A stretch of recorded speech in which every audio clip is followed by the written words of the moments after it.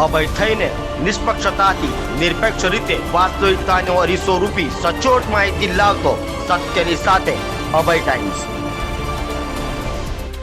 સુરતના લાલ દરવાજા વિસ્તારમાં 100% eco friendly ગણેશજીની મૂર્તિની સ્થાપના કરવામાં આવી છે। વૃક્ષની છાલમાંથી બનાવેલા ગણેશજીનું કુદરતી વાતાવરણમાં સ્થાપન કરવામાં આવ્યું છે।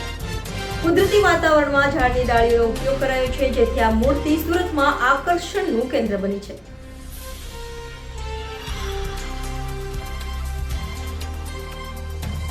હાલ ગ્લોબલ વોર્મિંગ સતત વધી રહી છે। વૃક્ષો દિવસે ને દિવસે કપાઈ રહ્યા છે, જેથી વાતાવરણમાં ફેરફાર જોવા મળી રહ્યો છે।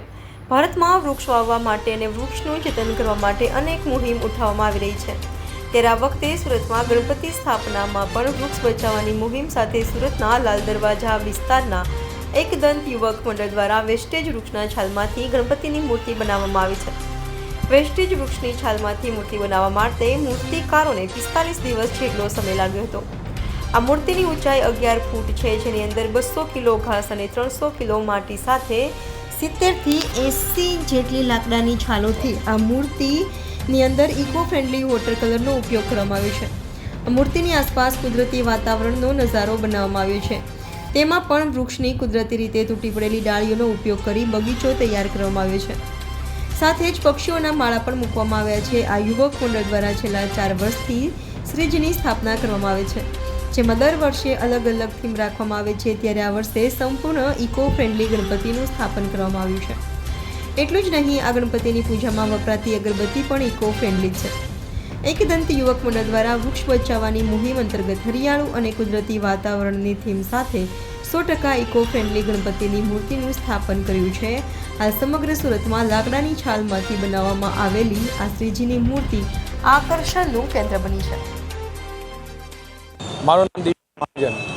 અમે આ મૂર્તિનું આયોજન એક વેસ્ટેજ લાકડું હોય એના વેસ્ટેજ છાલમાંથી આનું અમે આયોજન કરવામાં આવેલું છે, અને આના દ્વારા અમે લોકોને સેવ ટ્રી, સેવ વોટર અને સેવ પર્યાવરણનો મેસેજ આપવા માંગીએ છીએ।